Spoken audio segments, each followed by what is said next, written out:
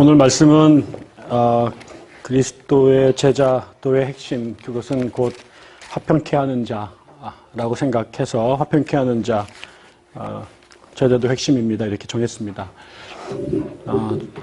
저희가 사실은 계속해서 야고보서를 읽어가고 있었는데 계속해서 우리가 이벤트성 예배를 계속 드리게 돼서 제가 계속 야고보서와 씨름하는 걸 잠깐 내려놓고 아마 이번 주 그리고 다음 주 정도까지 그냥 계속해서 그래야 될 것 같습니다. 저희가 또 말씀드린 것처럼 2월 한 달 동안 안식월을 하게 돼서 또 그래서 그냥 돌아오면 3월 달부터 야고보서를 계속 마저 끝내도록 하고 그 전까지는 조금 다른 설교를 드리고 싶습니다. 그래서 오늘 저희가 빌레몬서를 제가 들고 나왔는데요.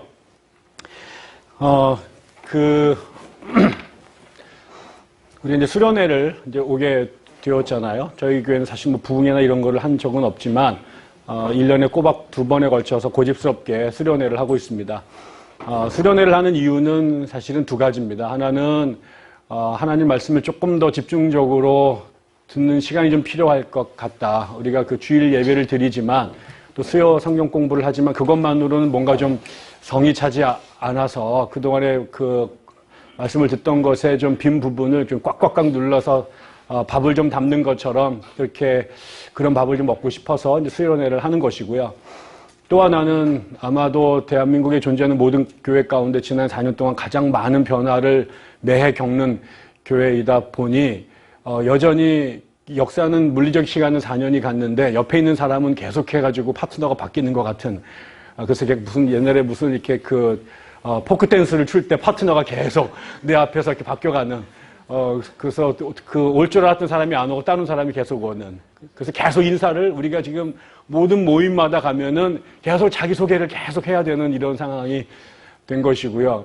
그러다 보니까 또 주일 예배 드리고 급히 헤어져야 되는 상황에서 옆에 있는 사람이 어디서 본 듯한 얼굴이긴 한데 누군가 아군인지 적군인지 어떤 사람인지 이런 그렇게 좀 서로 인사를 제대로 하는 시간이 필요해서 굳이 저희가 불편하지만 시간을 떼서 이 자리를 갖고 있습니다.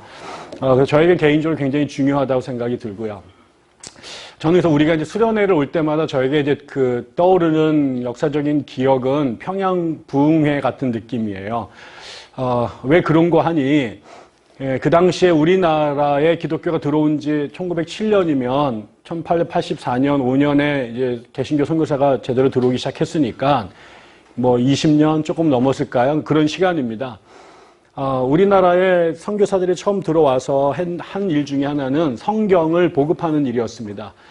교회를 어떻게 세워야 될지, 전도를 어떻게 해야 될지 잘 몰랐기 때문에 그 당시에는 이제 쇄국 정책의 연장선상에 있었고 겨우 이제 이렇게 외국과 통상조약을 맺으면서 외국 사람들이 들어오게 됐는데 그런 그 시대를 하나님께서 준비하셨는지 선교사들이 들어오기 전에 북쪽에서는 만주에서 그 다음에 남쪽에서는 일본에서 동시다발적으로 북쪽에서는 이제 이 스코틀랜드 선교사들이 중국 선교를 왔다가 조선인들을 만나게 되고 조선에 대한 마음을 품게 되는데 들어갈 길이 없는 거죠. 그때 이제 국경무역을 하던 의주 인삼 장사하는 사람들을 이제 초청해서 한글을 배우기 시작했고 그들한테 배운 떠듬떠듬한 한글을 갖고 한글 문법책, 그다음에 한글 사전을 만들죠. 그리고 나서 성경을 한 장씩 번역해 나가기 시작합니다. 그래서 우리나라의 성경책이 중국에서 먼저 출판이 되고 거기에서 최초의 성경을 그러니까 한국말을 가리키던 한국어 선생들이 그 과정에서 개종을 하게 되고 1879년에 최초의 한국 개신교 세례자가 중국에서 나오게 됩니다. 또 비슷한 시기에 이제 일본에 농학을 공부하러 갔던 이수정이라는 사람이 농업을 공부하러 갔는데 그때 이제 소개받았던 일본의 유명한 농학자가 츠다센이라는 분이었는데 그 사람의 사무실에 갔더니 벽에 이렇게 족자같이 좋은 말이 이제 한문으로 걸려 있는 거예요. 그게 이제 시편 23편이었습니다. 이게 어디서 나온 어디 경전에서 나온 것이요? 어디 유교 경전 어디입니까? 근데 본 적이 없는데 그랬더니 이게 유교가 아니라 공자님 말씀이 아니라 예수님 말씀이요. 이렇게 되면서 농학 공부는 안 하고 기독교를 개종을 해가지고 그 사람이 거기서 다시 한글로 또 마태복음, 마가복음을 번역을 해냅니다. 그래서 이제 그 언더우드 아펜젤러가 우리나라에 들어올 때 샌프란시스코에서 떠나서 요코하마에 들렸는데 그때 이수정이 번역했던 성경책을 들고 우리나라 부산과 제물포로 들어오게 되죠. 그러고 나서 사람들이 그 성경책을 판매하는 그런 우리 매서인이라고 불렀는데 그 성경 판매원들이 전국을 다니면서 복음을 전하기 시작을 한 겁니다. 그런데 이제 그렇게 성경을 팔아 넘겼지만 두 가지 문제가 있었어요. 하나는 성경을 한국말로 번역을 했는데 한글을 읽을 수 있는 사람이 전 국민의 10%가 안 됐답니다. 그러니까 이제 한문을 하면은 모를 것 같아서 한글로 번역하면 알 줄 알았는데 한글마저도 대부분의 민중들은 알지를 못했고 그래서 이게 성경을 저도 읽을 수가 없었고요. 또 그렇게 해서 교회 공동체가 세워졌지만 전국에 비해서 교회의 사이즈에 비해서 선교사들의 숫자가 너무 적었기 때문에 그 성경을 가리킬 수 있는 선생님들이 없었죠. 우리나라의 최초의 목회자가 나오게 된 건 감리교는 1901년이고 장로교는 1907년입니다. 그러니까 거의 20년 가까이 목회자가 없이 선교사님들만 성경을 가리킬 수 있는 사람이었으니 그래서 만들어낸 방법이 사경회라는 거였습니다. 그러면 이제 그 도에서 제일 큰 교회에서 도 사경회를 엽니다. 그럼 선교사님이 오셔서 성경을 가리키는 거죠. 그러면 이제 그동안 성경 공부를 할 수 없었던 그 도에 속한 모든 교인들이 100리, 200리를 걸어서 쌀자루를 들고 와서 가마솥에 밥을 해 먹으면서 일주일 동안 성경 공부를 한 겁니다. 그렇게 모인 자리가 1907년 평양 장대원 교회에서 모인 평양도 사경회였고 그 성경을 공부를 하는 그 과정에 성령 하나님이 임재하셔서 평양 대부흥이 시작이 된 거죠. 결국은 이제 우리나라는 다른 것으로 교회의 역사가 시작이 된 게 아니라 성경을 전해주고 싶었던 선교사들, 그 다음에 그 성경을 동족에게 나누어주고 싶었던 성경 판매인들, 그리고 그 성경을 공부하고 싶었던 사람들의 사경회가 이 한국의 교회를 교회되게끔 만들었던 것입니다. 어제 김 교수님 통해서 우리가 중요한 배움을 가졌는데 이 하나님의 말씀이 성령의 감동으로 영감으로 되어졌다라고 말하는 것, 그것이 결국은 그 성경을 읽은 사람들의 의식을 깨우고 삶의 태도와 방식을 바꾸면서 전혀 새로운 종류의 사람들이 태어나게 된 겁니다. 새로운 생각을 갖고 있는 사람, 그 새로운 삶의 방식을 추구하는 사람들이 나게 되면서 유교, 그 다음에 불교가 거의 1600년 이상을 지배해왔던 한국 사회에 그 한국의 지성인들이 기존의 유학을 혹은 불교학을 내려놓고 성경을 읽는 사람으로 그리고 성경의 근거에서 한국 사회를 재구성하겠다는 사람들이 나타나게 된 거죠. 그 성경 한 권을 제대로 읽었던 사람들을 통해서 개인의 변화뿐만 아니라 시대와 역사가 정말 바뀌는 놀라운 일이 벌어졌던 그 현장이 대한민국 이 한반도 초창기였습니다. 그것이 이제 사실은 그 한국 사람들 기억 속에 너무나 강력한 과거의 기억으로 남아있는 거죠. 그게 너무 강렬해서 마치 우리가 처음에 누군가 사랑에 빠졌을 때 그 사랑을 계속 기억하고 싶어서 우리가 100일, 1000일을 새기는 것처럼 또 결혼 기념일을 되새기는 것처럼 그건 사실은 그날의 기억과 감동을 다시 되새기려고 하는 거거든요. 저는 그 전통의 연장선상에 우리의 부흥회 혹은 수련회가 있다고 생각을 하는 겁니다.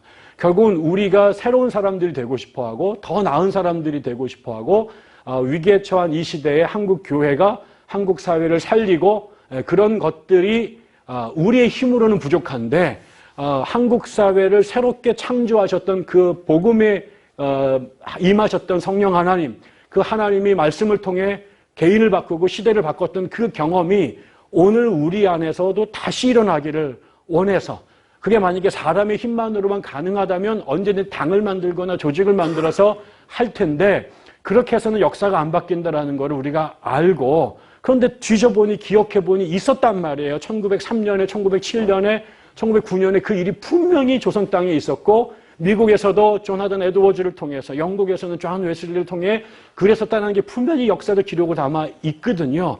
그거를 우리가 다시 해보고 싶은 거죠. 그 일이 과거에 끝나는 원타임 이벤트로 수증기처럼 날아가 버린 게 아니라 오늘도 재생 반복 가능한 하나님의 역사로 경험해보고 싶은 거죠.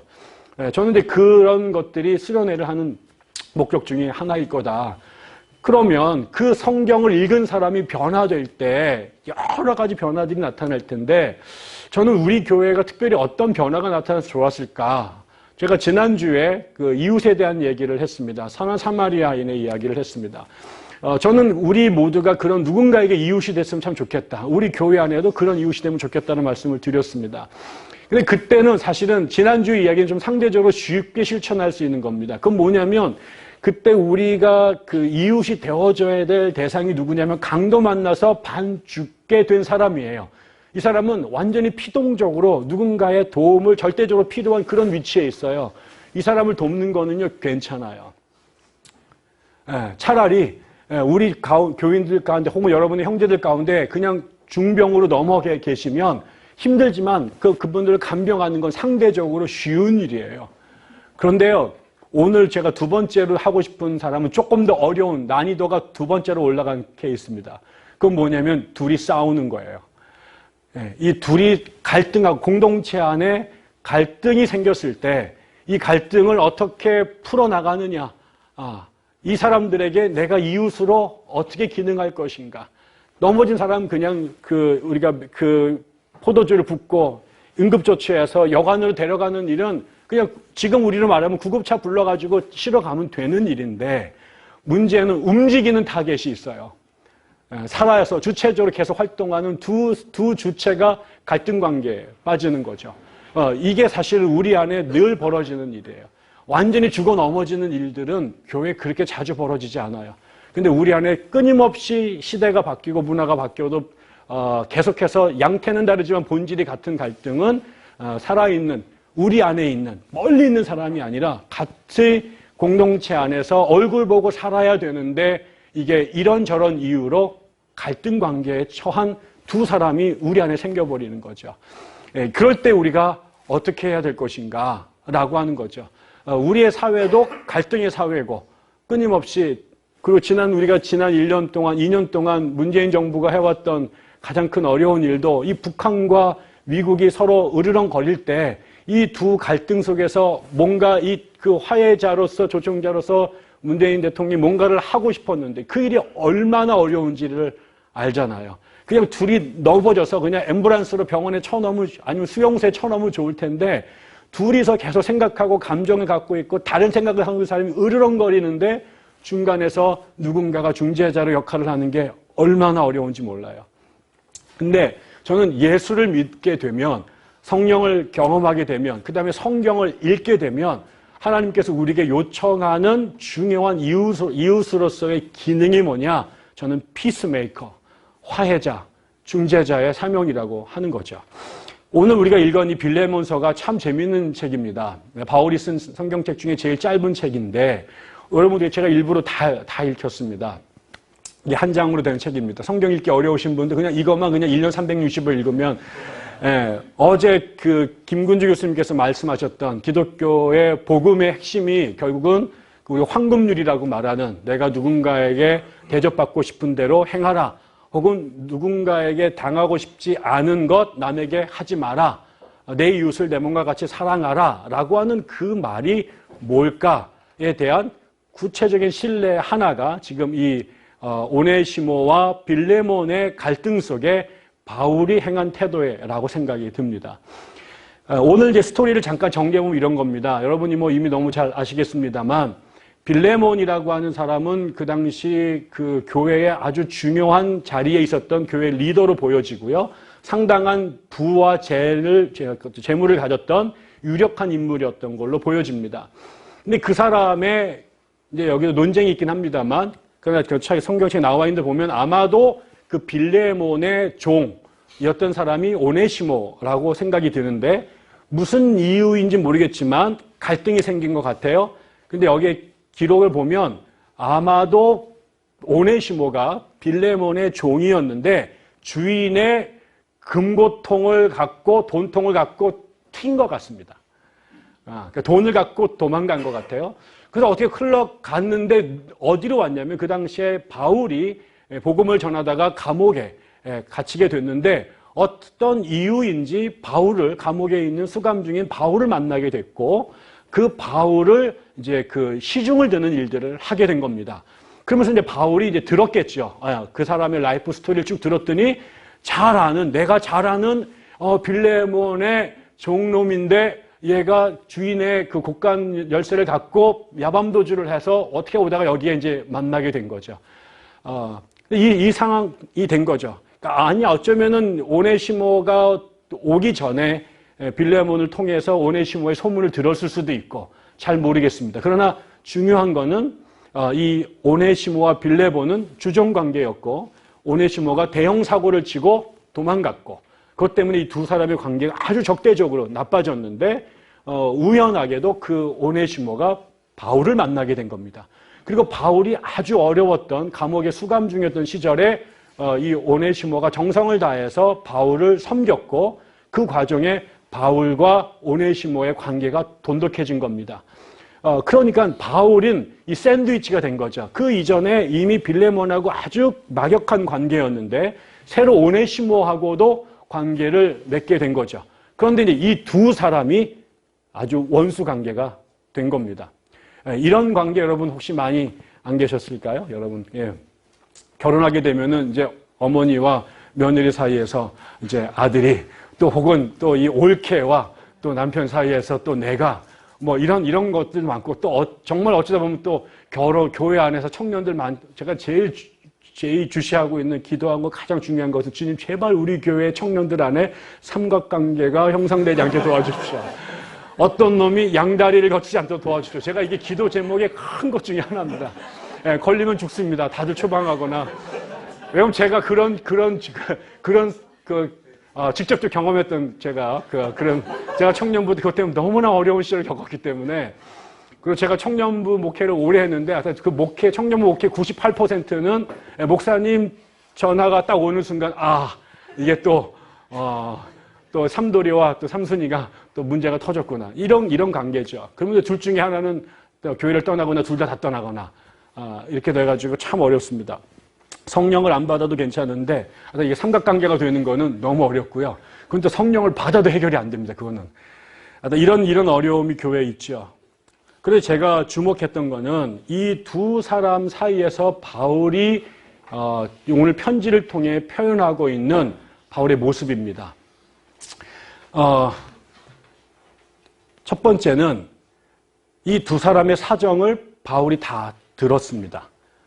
이미 빌레몬에 대해서는 오랜 친분이 있었기 때문에 그의 사정을 알고 있었고, 그가 어떤 사람인지 알고 있었고요. 그런데 또 이제 새롭게 만난 오네시모는 감옥에서 관계를 맺으면서 아마도 자기가 어떤 사정으로 그런 일을 저지르게 됐는지, 그리고 자기가 지금 얼마나 어려운 상태에 있는지, 그리고 얼마나 후회하는지, 이런 이야기를 충분히 들었을 겁니다. 빌레몬의 입장에서는 자기의 그냥 금고를 듬고 도망친 도망 노예에 불과하고 주인의 은혜를 배반한 아주 못된 놈이라고 생각을 할 수 있었겠지만, 이 두 사람의 이야기를 동시에 들었던 바울에게는 이 사람도 이해가 되고 또 오네시모도 이해가 됐을 거예요. 근데 결국은 이 두 사람이 전부 다 누구냐면 같은 교회의 공동체 멤버라고 하는 거예요. 이교도거나 원수가 아니에요. 평생 안 볼 사람이 아니라, 그 당시엔 초대교회는 이게 하우스 처치였고, 그 동네에서 같은 교회, 그 교회 멀은 거 아니라 같은 가정에서 모여서 예배를 드리던 사람들이었는데, 이 사람들이 지금 이런 인간적인 어려운 문제로 원수가 되게 됐는데, 이 두 사람을 다 아는 사람으로, 그 다음에 두 사람의 사정을 다 안 사람으로 바울이 가만히 있지 않는 거예요. 여기서 바울이 이 문제를 해결하기 위해서 나섭니다. 사실은 세상에 제일 어려운 일은요, 이 싸움에 끼어드는 겁니다. 우리가 누가 그런 얘기 하잖아요. 세상에서 제일 재밌는 게 불구경이고, 그 다음에 남이 부부싸움 하는 거 구경하는 것이고, 뭐 이런 거잖아요. 그런데 거기에 끼어드는 거는 아주 고통스러운 일입니다. 제가 처음에 하나님께 소명을 느끼고, 어떤 분이 저보고 목사님이 되면 좋겠다고 나한테 얘기를 하시는 순간 제일 먼저 머리에 떠올랐던 거는, 내가 우리 봤던 목사님이 우리 교회 집사님들끼리 막 싸움할 때 중재하더라고 막 가면서 양쪽에서 욕 다 먹는 이런 것들을 하도 봐서, 나는 저 짓을 못하겠다. 나는 타인에 대한 관심이 전혀 없어요. 여기 기자도 있는데 기자는 관심이 많아야 되잖아요. 저는 남에 대한 관심이 전혀 없습니다. 그냥 세상은 책으로 보는 게 제일 좋아요. 인간을 생물체로 경험하는 건 너무 힘들어요. 책은 나를 괴롭힌 적이 한 번도 없어요. 그런데 사람의 관계는 너무 힘들었거든요. 저는 거기에 개입하는 걸 너무 힘들어했고, 저는 그냥 천둥 번개 치고 니들이 전쟁을 하든 원수가 되든 칼부림을 하든 나만 끼어들지 마. 이랬던 사람이에요. 그런 제가 어떻게 목회자가 되겠습니까? 저는 그게 제일 어려웠어요. 설교하는 게 어려운 게 아니라, 성경 공부하는 게 어려운 게 아니라, 사람들 틈에 끼어 들어가는 게 저에게는 견디기 어려운 숙제 같은 거였거든요. 그런데 바울이 그 문제를 끌어안습니다. 그리고 이 문제를 해결하기 위해서 편지를 쓰는데 이 편지를 통해 몇 가지 재미있는 특징이 나타납니다. 첫째, 바울이 이 두 사람이 화해하는 것, 특별히 이 화해의 해조문을 누가 갖고 있냐면 빌레몬이 다시 오네시모를 받아줘야 되는 거거든요. 왜냐하면 죄를 오네시모가 졌기 때문에 이 사람이 문제를 풀 수는 없어요. 그 사람에게 상처를 입고 손해를 입었던 빌레몬이 I'm okay 이렇게 말하고 이 사람의 사과를 받아줘야 관계가 회복이 되니까, 그래서 빌레몬에게 편지를 쓴 겁니다.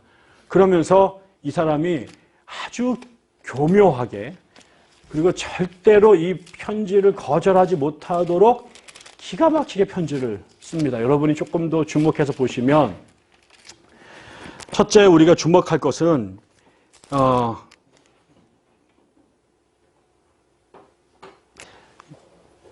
빌레몬에게 편지를 쓰면서 인사치레로 나는 주 예수에 대한 그대의 믿음과 모든 성도에 대한 그대의 사랑에 대해서 내가 잘 듣고 있다. 그리고 그대의 그 믿음의 사귐이 더욱 깊어져서 우리 안에 모든 선한 일을 그대가 깨달아 그리스도에게 이르게 되기를 나는 기도한다. 형제여, 나는 그대의 사랑으로 큰 기쁨과 위로를 이미 받았다. 성도들이 그대로 말미암아 마음에 생기를 얻게 되기를 바란다. 라고 이제 확 띄웁니다. 너 사랑 짱이잖아. 이렇게 얘기를 하는 거죠. 그러면서 8절에서 본격적으로 문제를 짚습니다. 그러므로 그리스도 안에서 나는 그대가 마땅히 해야 할 일을 아주 담대하게 명령할 수도 있지만, 이렇게 말하죠. 그래서 여기서 그건 뭐냐면 당신이 지금 해야 될 일이 있는데 그건 당신이 마땅히 해야 될 일이다. 그 마땅히 해야 될 일이 뭐냐? 우리가 뒤에 나오는 것처럼 이제 16절부터 이제부터는 그는 이제 오네시모인데 그는 종으로서가 아니라 종 이상으로 곧 사랑받는 형제로 그대의 곁에 있을 것입니다. 특히 그가 나에게 그러하다면 그대에게는 육신으로나 주님 안에서나 더욱 그러하지 않겠습니까? 그러므로 그대가 나를 동지로 생각하면 나를 맞이하듯이 그를 맞이해 주십시오. 라고 얘기합니다. 이게 이제 편지를 쓴 목적입니다. 오네시모를 받아줘라. 그런데 그 사람을 종으로 받지 말고 동지로 받아줘라. 그게 당신이 마땅히 해야 될 일이다. 라는 게 이제 이 편지를 쓴 목적입니다. 이거를 먼저 전합니다. 당신이 지금 오네시모를 받아들이는 것은 자선 사업을 하는 사람이 해주는 혜택이 아니라 그리스도인이라면 마땅히 해야 될 형제의 의무입니다. 이거를 당신이 해내야 됩니다. 라고 목회자로서 얘기를 하죠. 그런데 이 얘기를 여기도 말하지만 명령할 수 있어요. 뒤에 보면 이유가 충분합니다. 첫째, 이 사람이 이 얘기를 쓸 수 있는 자격이 그 바울에겐 있어요. 그게 뭐냐면 나는 뒤에 보면 지금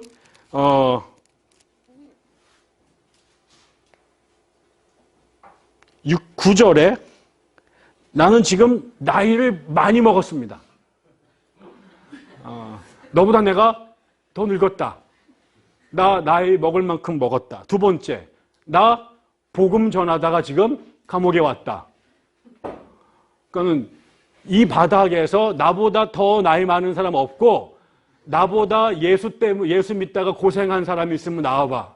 이거예요. 꼼짝 못하게 딱 막습니다. 우리가 하는 거 민증 딱 가고 나 빵에 몇 번 갔다 왔어. 뭐 이렇게 딱 미는 거죠. 독립운동 하면서 빵 몇 번 갔다 왔어. 뭐 이런 거죠. 그러니까 네가 나한테 지금 이거 갖고 동등하게 말할 수 있는 입장이 아니야. 내가 너보다 확실히 위에 있어.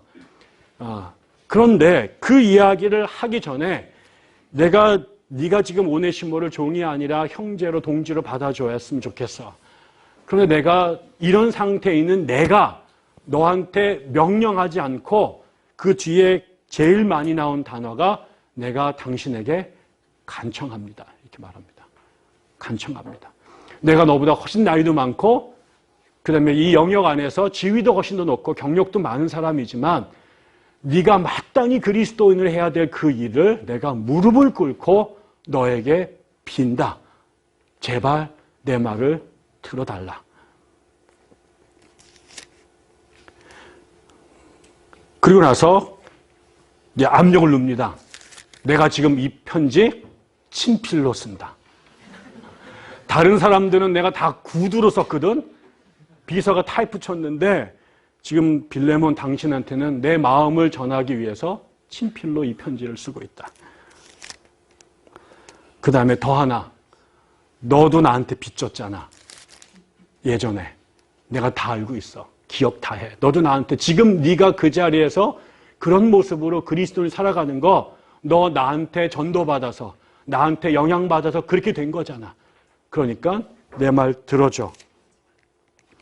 그러고 난 다음에 이제 그 이야기를 얘기를 하는 거죠. 그래서 첫 번째 이 사람이 당신이 그리스도인이기 때문에 마땅히 해야 될 일이 있다.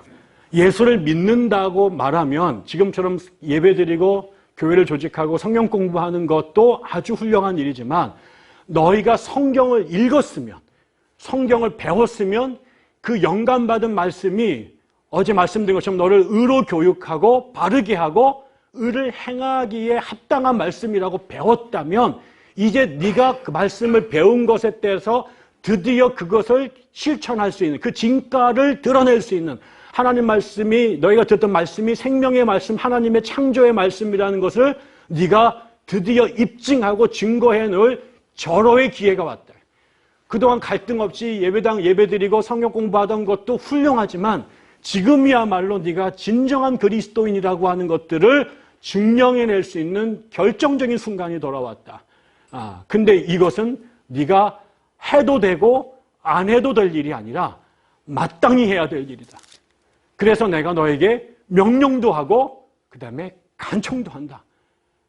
그리고 마지막에 뭐예요? 네가 그렇다면 네가 그렇게 해서 이 오네시모를 받아줘서 다시 너의 형제로 회복시키도록 네가 결단만 한다면 그것을 위해서 내가 해야 될 모든 일들을 하겠다. 네가 그럴 수만 있다면 네가 오네시모를 받아들일 수만 있다면 내 말을 받아들여 나의 무릎 꿇고 비는 이야기를 당신이 들어서 오네시모를 받아준다면 오네시모가 당신한테 범했던 모든 잘못, 그 모든 빚 내가 다 책임지고 갚겠다. 내가 그 사람이 만약에 당신의 곳간에서 돈을 갖고 도망쳤다면 그 빚을 내가 평생 내 머리로 내가 그 이 집신을 삼아서라도 내가 당신의 빚을 갚아주겠다. 그러니까 나를 믿고 내가 내 보증을 믿고 제발 이 사람을 받아줘라. 라고 얘기를 하고 있는 거죠. 여러분, 그런 대접을 누구한테 받아본 적이 있나요?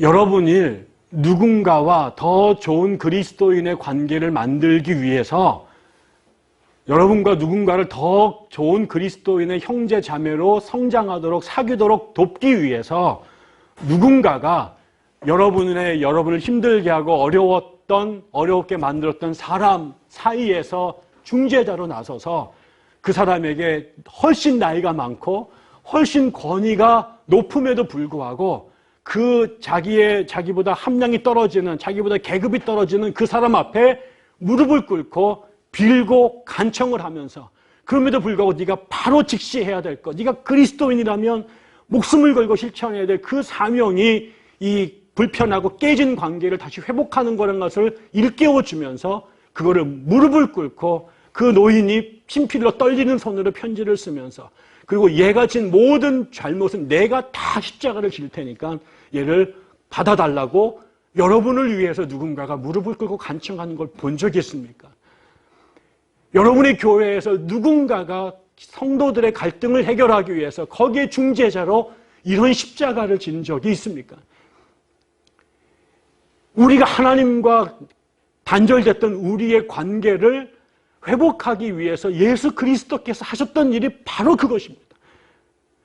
그분이 우리를 위해서 그런 일을 해야 될 아무런 이유가 없음에도 불구하고 자기를 비워 종의 형체로 이 땅에 내려오셔서 죄인의 모든 죄를 당신이 짊어지시고 하나님 앞에 무릎 꿇고 이 사람들을 받아달라고, 당신이 이 사람들을 살려달라고.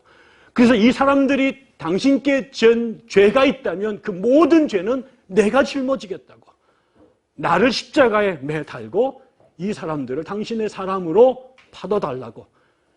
그것이 예수가 당신의 삶으로 이 땅에 보여주셨던 그 모습, 그게 우리에게 굿뉴스인 것이고요. 그 예수를 만났던 바울의 눈에 예수쟁이가 된다라고 하는 건 바로 그 예수 뒤를 따라간다라고 하는 것, 제자가 된다라고 하는 건 바로 예수가 하나님과 우리 사이에 행하셨던 그 중보자, 피스메이커의 사역을 내가 감당하는 것이고, 그러니까 당신이 목회하는 교회에 이 문제가 터졌을 때 자기가 뭘 해야 될 것인가 라고 하는 것, 그 방법은 다른 것이 아니라 얘네들 세상의 법정에 들고 가가지고 형법 몇 조에 의해서 누구를 빵에 쳐놓고 누가 벌금 넣고 이거로 말하는 게 아니라 그 문제를 보았던 사람이 그 안에 예수 그리스도의 마음을 깨달았던 사람이 예수 그리스도의 중보자의 사역을 그 사람들 사이에서 감당해냈던 것이죠. 그것이 결국 오네시모와 빌레몬의 무너진 관계를 회복할 수 있었던 것이고 초대교회를 하나님의 교회로 만들어갈 수 있었던 것이죠.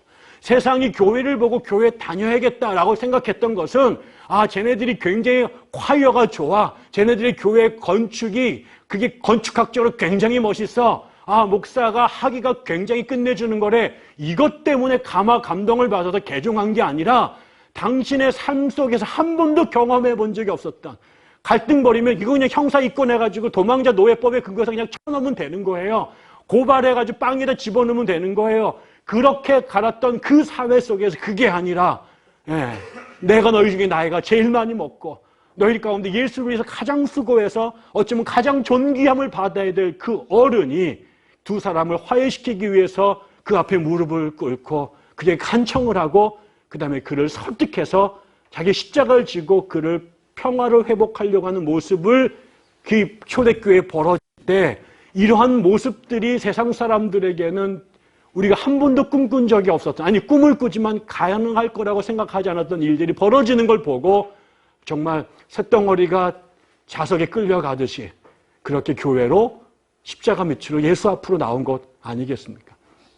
저는 우리가 이 수련회를 하고 말씀을 계속해서 듣는 이유는 나 레위기에 무슨 얘기 나오는지 나 완전히 꿰뚫었어. 이번에 한 판으로 레위기 끝나놨어. 어디 가가 내가 강연할 수 있어.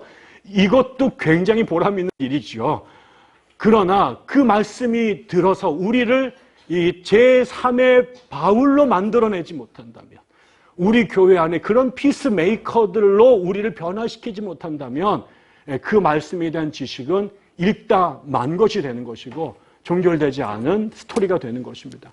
저는 우리가 말씀을 끊임없이 들을 겁니다. 제가 사방에 끌고 가서라도 지구 끝에서라도 들어야 될 말씀의 사람이 있다면 모셔다가 이 단에 세울 것입니다. 그래서 우리의 귀를 열고 우리의 의식을 깨우고 우리의 삶을 흔들 것입니다. 그러나 결국 그 모습이 최소한 우리 안에서라도 이 지금 오네시모와 빌레몬 안에서 몸부림치는 바울의 모습으로 표현되고 실천되고 실험되지 않는다면 그 모든 것은 무의미한 것일 것입니다.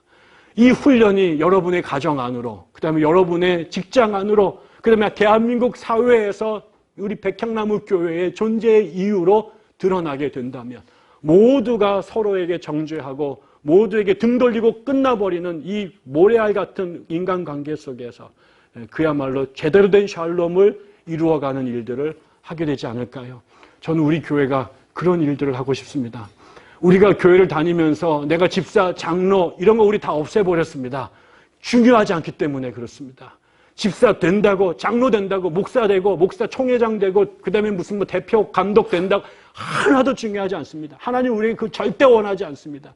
어느 집은 목사 우리가 몇 대째 목사를 배출되고 우리가 몇 대째 예수 믿어, 그거 다 중요하지 않습니다.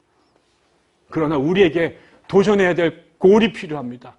저는 적어도 우리에겐 집사 장로가 허명이라고 말한다면 정말 우리가 탐해야 될, 욕망해야 될 비전과 꿈이 있다면 우리가 서로 앞다투어 더 온전한 피스메이커가 되겠다고 몸부림치는 것입니다. 우리 교회 안에 예수 제대로 믿는 사람이 있다. 우리 안에 예수 닮은 사람이 있다. 우리 안에 제2의 바울이 있다. 그 사람 때문에 우리 안에 그 수많은 갈등과 그 다음에 그 분열이 화해와 샬롬으로 평강으로 뒤집어지는 기적이 우리 교회 안에 나타나고 있다. 백향나무 교회를 10년만 다니면 5년만 다니면 사람이 바뀐다. 그 안에 평화의 메시지로 평화의 메신저로 역한 사람이 나타나. 저는 이런 꿈은 우리가 꿔야 되지 않겠습니까? 여러분의 안에 뭘 이루고 싶습니까? 우리 교회가 어떤 공동체로 이루어가고 싶습니까? 예수 믿는다라고 하는 증거가 뭐로 나타나고 싶습니까? 저는 우리 안에 꼭 우리 안에 이 제2, 제3의 바울이 나타나서 또 동시에 끊임없이 나타나는 오네시모와 빌레몬 사이에서 평화를 이루어내는 일들이 저희 교회의 문화가 되고 본질이 되고 정체가 되기를 진심으로 소망하고 또 주의 이름으로 축원합니다. 잠시 기도할까요? 우리 함께 기도했으면 좋겠습니다. 하나님, 우리 개인이 그리고 우리 교회가 거룩한 꿈을 꾸게 좀 도와주십시오. 도대체 우리가 예수를 믿는다라고 하는 것이, 말씀을 공부한다라는 것이 어떤 것으로 결과져야 될지 하나님, 수많은 방법들과 모양이 있겠지만 특별히 오늘 이 바울의 모습을 보면서 우리 안에 끊임없이 오네시모와 빌레몬은 출현하는데 바울은 보기가 너무 어렵습니다.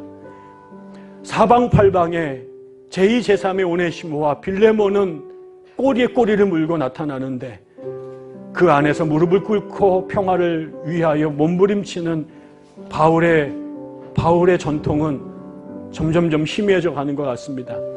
하나님, 이 시대에 우리에게 백향나무를 주셨다면, 우리가 말씀을 묵상하도록 도전하셨다면, 성령 하나님의 임재를 간구하도록 격동하셨다면, 하나님 우리 안에 앞다투어 이 바울이 출현할 수 있도록 도와주십시오. 그 일이 나 먼저 이루어지도록 도와주십시오. 내가 먼저 평화의 사람이 될 수 있도록, 화평케 하는 자들이 될 수 있도록 도와달라고, 그리고 궁극적으로 저희 교회가 그 화평케 하는 사람들의 공동체가 되게 해달라고 우리 같이 한번 하나님께 기도 올려드립시다. 같이 기도하겠습니다.